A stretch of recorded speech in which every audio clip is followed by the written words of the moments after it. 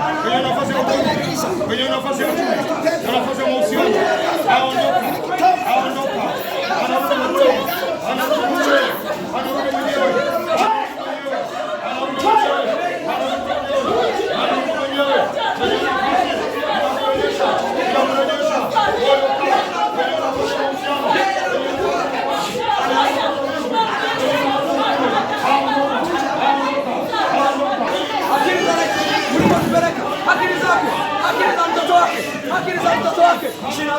anasoma, nasema anasoma, mtoto wake anasoma, achia maisha ya mtoto wake na elimu yake mnaiachia, na elimu yake mnaiachia,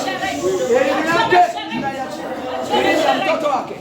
elimu ya mtoto wake, elimu ya mtoto wake, na akili yake mnaiachia, na akili yake mnaiachia, na chochote mlichopanda ndani yake, hivyo vyakula vyakula mlivyomlisha, vyakula mlivyomlisha, vyakula mlivyomlisha